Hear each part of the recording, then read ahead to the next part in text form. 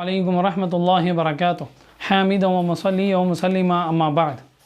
محترم سامعین کرام، اللہ تبارک و تعالیٰ نے دین اسلام میں جو بھی فرائض ادا کیے ہیں، جو فرض بنائے ہیں، جو احکامات نازل فرمائے ہیں، یہ حکم یا احکام انسانوں کی اصلاح کے لیے۔ جیسے ایک ہیرا ہے، ایک ہیرا اس وقت خوبصورت ہوتا ہے جب اس کی کٹائی ہوگی، اور سونا اس وقت خوبصورت بنتا ہے جب کہ اس کی کٹائی کے بعد اس کا ڈیزائن بنتا ہے۔ آپ نے دیکھا ہوگا جو سونار ہوتے ہیں، جو سونے کی دکان والے ہوتے ہیں، وہ سونے کے زیور کی قیمت کے ساتھ ساتھ اس میں ویسٹیج کا بھی وہ پیسے نکالتے ہیں۔ کیوں؟ اس لیے کہ اس کی جو کٹنگ کے وقت بہت سارا سونا اس میں نکل جاتا ہے۔ ایسے ہی ہیرے موتی بھی،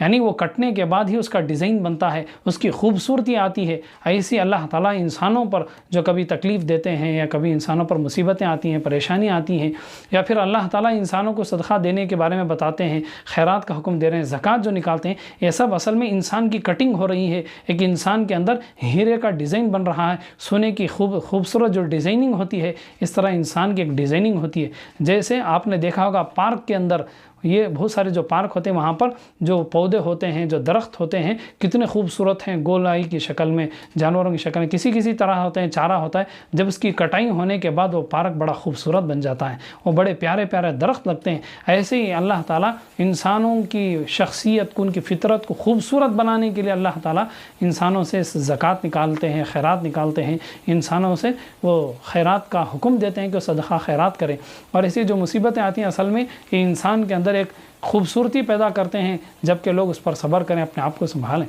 مورخ ابن خلکان یا خلکان جو بھی ہیں، خلکان، انہوں نے اپنا ایک واقعہ لکھا ہے اپنی تاریخ میں کہ پہلے زمانے میں ایک آدمی تھا، وہ مالدار تھا۔ اس واقعے کا مطلب یہ ہے کہ اللہ نے جب دولت دی ہے تو لوگوں کو صدقہ خیرات دینا چاہیے۔ وہ آدمی دولت مند تھا، اور بیوی بھی تھی، خوبصورت بھی تھی، اور بڑے ہی گھرانے کی وہ لڑکی تھی۔ دونوں کی شادی ہوئی، ابھی بھی وقت گزرا تھا۔ دونوں کھانے کے لیے بیٹھے تھے دسترخوان پر، بڑے ہی عجیب قسم کے خوبصورت پکوان تھے، بڑے ہی خوبصورت اس پر پھل موجود تھے۔ جب وہ کھانے کے لیے بیٹھے تو دروازے پر ایک بھوکا آدمی آیا۔ اس نے آ کر کے سوال کیا کہ مجھے اللہ کے نام پہ کچھ حوالے کر دو۔ وہ جو مالدار آدمی تھا، وہ کھانے پینے والا آدمی تھا، اس کے پاس کسی چیز کی کمی نہیں تھی۔ اپنے دسترخوان پر جتنی چیزیں تھیں، اگر ان میں سے کوئی ایک چیز بھی وہ دے دیتا تو اس کے لیے کوئی تنگی نہیں ہوتی۔ اس کے دسترخوان پر تیل میں تلی ہوئی، گھی میں بھنی ہوئی، اور اس کے پاس آگے بھنے ہوئے پرندے تھے، وہاں پر مرغ موجود تھے، بڑے اچھے پکوان تھے۔ لیکن اس نے اس غریب کو ڈرا کر کے، دھمکا کر کے، اس نے خالی ہاتھ وہاں سے اس بھوکے انسان کو بھگا دیا۔ پھر کچھ وقت گزرا، جیسے کچھ سال گزرے، اس آدمی کی حالت خراب ہوتی گئی، وہ غریب ہوتا گیا، اور ایک وقت ایسا آیا کہ اس کی جو بیوی تھی، بالآخر وہ بھی طلاق سے اس سے جدا ہو گئی۔ اب وہ اتنا غریب ہوا کہ غریب ہوتے ہوتے اس کی حالت اتنی ہو گئی کہ وہ اپنا پیٹ پالنے کے لیے، اپنی بھوک مٹانے کے لیے لوگوں کے دروازے پہ جا کر وہ مالدار انسان بھیک مانگتا رہا۔ اللہ تعالیٰ جب کسی کو دولت دیتے ہیں، جب کسی کی آمدنی بڑھاتے ہیں، جب کسی کی روزی روٹی بڑھاتے ہیں، تو انہیں چاہیے کہ وہ زکوٰۃ نکالیں، انہیں چاہیے کہ وہ صدقہ دیں، وہ خیرات دیں۔ اگر وہ نہیں دیں گے، اگر اللہ تعالیٰ اگر اپنا فیصلہ بدل لیں، تو مالدار سے مالدار انسان ایک بھکاری بن جاتا ہے، وہ بھیک مانگنے والا ہو گیا، جبکہ وہ اپنے زمانے کا بہت بڑا مالدار انسان تھا۔ اس کے پاس بہت سارے گھر تھے، بہت ساری زمینیں تھیں، لیکن کاروبار میں، دکان میں نقصان ہونا شروع ہو گیا۔ پھر اس کے بعد حالت اتنی آ گئی کہ لوگوں سے بھیک مانگتا رہا۔ پھر وہ جو اس کی بیوی تھی، اس کی شادی ہو گئی کسی دوسرے مرد کے ساتھ، وہ بھی مالدار آدمی تھا۔ وہ پھر اپنی شادی کے بعد وہ اپنے گھر میں ایک مرتبہ ایسے ہی کھانے کے لیے بیٹھے ہوئے تھے، دسترخوان پر بہت سارا گوشت تھا، بھنا ہوا گوشت تھا، بہت سارے کھانے کی چیزیں تھیں۔ دروازے پر کسی آدمی نے آ کر کے سوال کیا کہ مجھے کچھ کھانے کے لیے دے دو۔ مرد نے کہا اپنی بیوی سے کہ لے جا کر کے اس آدمی کو یہ تلا ہوا گوشت ہے، بڑا ہی مزیدار ہے، اس بھوکی انسان کو دے دو تاکہ اس کا پیٹ بھر جائے، اس کی غریبی جو ہے اسے کچھ اطمینان مل جائے، اس غریب کو سکون مل جائے۔ وہ عورت گئی اور جا کر کے اس نے اس کے حوالے وہ چیز کر دی، اور اس کے بعد وہ عورت بے ہوش ہو گئی۔ وہ غریب تو چلا گیا اپنا کھانا لے کر کے، لیکن جب وہ ہوش میں آئی تو اس نے اپنے شوہر سے کہا کہ یہ جو بھیک مانگنے والا جو گیا تھا، وہ کوئی معمولی انسان نہیں تھا، اصل میں وہ میرا پہلا پرانا شوہر تھا جو مالدار تھا۔ پھر اس کے بعد اس کی زندگی میں تنگ دستی آ گئی، نقصان ہو گیا، پھر وہ اس کی حالت یہاں تک آ گئی کہ میں اور وہ دونوں الگ الگ ہو گئے، طلاق ہو گئی، اب وہ بھیک مانگتا پھر رہا ہے، اور میری شادی تمہارے ساتھ ہو گئی۔ وہ جو اس کا دوسرا شوہر تھا کہنے لگا تم نے مجھے نہیں پہچانا، تم نے مجھے غور سے نہیں دیکھا،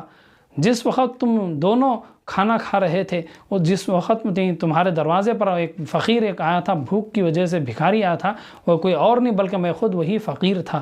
اس وقت میں ہی تمہارے دروازے پر آیا تھا، تمہارے شوہر نے جو خالی ہاتھ بھگا دیا تھا وہ کوئی دوسرا نہیں، میں خود تھا وہی۔ پھر وہاں سے جانے کے بعد مجھے کھانے کے لیے کہیں پر کچھ مل گیا، اس کے بعد میں نے محنت مزدوری شروع کی، پھر کاروبار شروع کیا، اس کے بعد ہوتے ہوتے میں آج بہت بڑا مالدار بن گیا ہوں۔ ایک زمانے میں بھی ایسے غریب تھا۔ یعنی اس واقعے کا مطلب یہ ہے کہ جو لوگ اللہ کی نافرمانی کرتے ہیں، دولت کے ملنے کے بعد، پیسوں کے ملنے کے بعد اکڑنا، غرور کرنا، ضرورت مندوں پہ پیسے خرچ نہ کرنا، زکوٰۃ نہ دینا، صدقہ نہ دینا، خیرات نہ نکالنا، اللہ تعالیٰ جب چاہے جسے چاہے حالت خراب کر کے رکھ دیتے ہیں۔ اس لیے جن کو اللہ نے اچھی روزی دی ہے، کمائی دی ہے، دن بدن جن کے پاس پیسے آ رہے ہیں، وہ پیسوں سے زکوٰۃ نکالیں، وہ صدقہ نکالیں، وہ غریبوں میں جا کر کے خیرات بانٹیں، خود اپنے سے بانٹیں، اپنے کسی آدمی کو بھیج کر کے بانٹیں، لیکن ضرور بانٹیں۔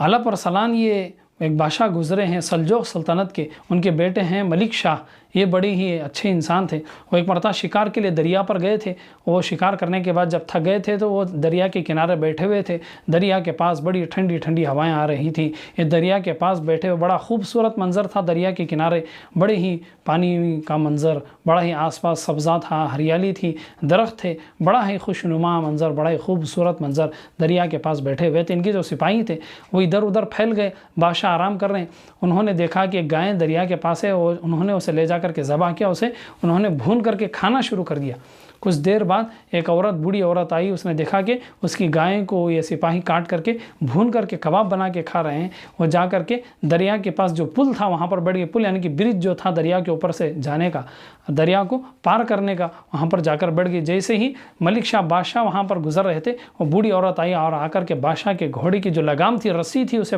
اس عورت نے پکڑ لیا اور کہا میرے یتیم بچے ہیں، میں ایک بیوہ عورت ہوں، میں بوڑھی ہو رہی ہوں، میرے بچوں کے لیے بس ایک گائے کے ذریعے، اس کے دودھ کے ذریعے سے میرے اور میرے بچوں کا گزارا ہو رہا تھا، تمہارے سپاہیوں نے میری گائیں کو انہوں نے ذبح کر کے انہوں نے کھا لیا، میری آمدنی کا ذریعہ ختم ہو گیا ہے، میں غریب عورت ہوں، میں ایک پریشان عورت ہوں، میں تنگ دست عورت ہوں، میں لاچار عورت ہوں، اگر آپ مجھے انصاف نہیں کریں گے تو آج میں دریا کے پل پر میں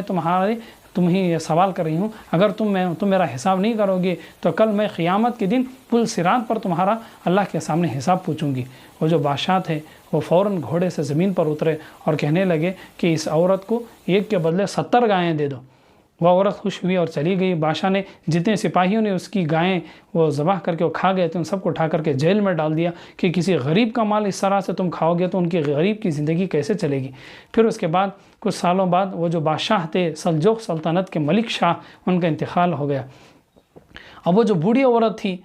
وہ ایک مرتبہ ان کے مزار پر گئی، ان کے قبر پر گئی اور جا کر کے اس نے دونوں ہاتھ آسمان کی طرف اٹھا کر اس عورت نے دعا کی کہ اے اللہ، اس بادشاہ نے، ملک شاہ نے ایک مرتبہ مجھ پہ رحم کھایا تھا، مجھے ایک گائے کے بدلے اس نے 70 گائیں دی، جس سے میری غریبی ختم ہو کر کے میرے پاس دولت لوٹ آئی، میری زندگی میں خوشیاں آئیں، میرے بچے ہنستے کھیلتے اور کودتے ہوئے ان کی زندگی گزر گئی، میرے بچے اچھے ہو گئے، دولت مند ہو گئے۔ اس نے ایک مرتبہ جو صدقہ خیرات کیا دیا کہ میری زندگی بدل گئی، میری غریبی ختم ہو گئی، اس نے مجھ پر رحم کیا، اے اللہ آپ اس بادشاہ پر رحم کر دیں۔ یہ دعا کر کے عورت چلی گئی۔ کچھ وقت گزرنے کے بعد اس بوڑھی عورت نے خواب میں دیکھا کہ وہ جو سلجوق سلطنت کا بادشاہ تھا ملک شاہ، اس بادشاہ کی خواب میں زیارت ہوئی۔ ملک شاہ بادشاہ خواب میں آ کر کے کہنے لگا اے میری بوڑھی ماں، وہ ان کی سگی ماں نہیں تھی لیکن وہ بوڑھی تھی، اس نے کہا، بادشاہ نے کہا، ملک شاہ نے کہا اے ماں، مجھے اللہ کی طرف سے عذاب ہو رہا تھا، مجھے اللہ کی طرف سے سزا مل رہی تھی قبر کے اندر، لیکن جیسے ہی تم نے میرے قبر پہ کھڑے ہو کر کے میرے احسان کے بدلے میں تم نے اللہ سے دعا مانگی کہ اس بادشاہ نے مجھ پر احسان کیا تھا، اے اللہ آج تو اس پر رحم کر دے، بادشاہ نے میری زندگی میں مجھ پہ رحم کھایا تھا، آج اس پہ رحم کر دے، اس نے مجھے صدقہ خیرات دے کر کے میرے گھر کو خوشیوں سے آباد کر دیا، آج یہ خبر یہ اس کا گھر ہے، آپ اس کے گھر کو خوشیوں سے آباد کر دیں۔ تیری دعا کو اللہ نے قبول کیا اور میرے قبر کے عذاب کو اللہ نے ہٹا دیا۔ یعنی اس واقعے کا مطلب یہ ہے جب ہم کسی کو صدقہ دیتے ہیں، خیرات دیتے ہیں، زکوٰۃ دیتے ہیں تو ان کا دل خوش ہوتا ہے۔ اگر ایک آدمی کی بھی دعا لگ گئی تو ہماری آخرت پار ہو جائے گی، ہماری قبر کی زندگی اچھی ہو جائے گی، قیامت کی پریشانیاں ہمیں ختم ہو جائیں گی۔ لیکن جو لوگ زکوٰۃ دیتے ہیں اور لوگوں کو چاہے کہ وہ زکوٰۃ کے پیسے وہ اپنی زندگی کا ایک ایسا معمول بنا لے کہ ہر سال اپنے زکوٰۃ کے پیسے اپنے گھر کے، اپنے دوستوں کے سارے پیسے ملا کر کے وہ ایک آدمی کو دے کر کے یہ کہیں گے تم اپنا کام شروع کرو، اپنا کاروبار شروع کرو، ایک مرتبہ اسے موقع دیں، دوسرے رمضان میں، دوسرے سال میں دوسرے غریب کو دیں، اس طرح کرتے جائیں تاکہ بہت سارے پیسے جب مل جائیں گے کسی غریب کو، اسے ایک زندگی میں ایک موقع ملے گا اپنا ایک نیا کاروبار شروع کرنے کا، نیا دھندا شروع کرنے کا۔ اگر لوگوں میں 400 500 1000 2000 دیں گے تو اسے کیا ہوگا؟ یعنی مطلب یہ ہے کہ کسی غریب کو اتنا دیں آپ، اتنی زیادہ زکوٰۃ آپ اپنے دوستوں کی، اپنے گھر کے بچوں کی، اپنے دوستوں کی زکوٰۃ وصول کر کے کسی غریب کو اتنی زیادہ زکوٰۃ آپ دے دیں کہ وہ اپنا چھوٹا موٹا کام دھندا شروع کر رہے ہیں۔ کم سے کم وہ راستے کے کنارے، روڈ کے کنارے ڈھکیلنے کی جو گاڑی ہوتی ہے، ٹھیلا گاڑی، اس میں اپنا کوئی کاروبار شروع کر لیں۔ آج کی دنیا میں ٹھیلے کا کاروبار شروع کرنے کے لیے کم سے کم 5 سے 10 15 20 ہزار تو لگ ہی جاتے ہیں۔ گاڑی کے لیے 5 10 ہزار لگ گئے، پھر اس میں کچھ کاروبار کرنے کے لیے 5 10 ہزار لگ گئے، یعنی کہ 10 سے 15 20 ہزار اگر آپ دے دیں گے تو ان کی زندگی میں ایک موقع مل جائے گا۔ پھر دوسرے سال آپ ایسے دوسرے غریب کو کریں تاکہ ان کی غریبی ختم ہو جائے۔ جیسے اس بادشاہ نے، سلجوق سلطنت کے بادشاہ ملک شاہ نے اس عورت کو اتنا صدقہ اس نے دے دیا، ایک کے بدلے ایک کے ساتھ اور بھی صدقے میں اتنا دے دیا کہ اس کی غریبی ختم ہو گئی۔ اس طرح ہر سال آپ ایک غریب کو ٹارگٹ کر کے دیتے رہیں تاکہ غریبوں کی غریبی ختم ہو جائے، وہ غریب پھر کمانے والے ہو جائیں، پھر وہ بھی زکوٰۃ دینے والے ہو جائیں۔ ایسے جتنے لوگ زکوٰۃ دیں گے اس کا ثواب آپ کو بھی ملے گا۔ کیوں؟ اس لیے کہ آپ کی وجہ سے وہ غریب نہیں رہا، اللہ نے اس کی زندگی میں مال عطا فرمایا، وہ غریب آج دھیرے دھیرے مالدار بنتا جائے گا۔ اس لیے ہر انسان کو موقع دینا چاہیے۔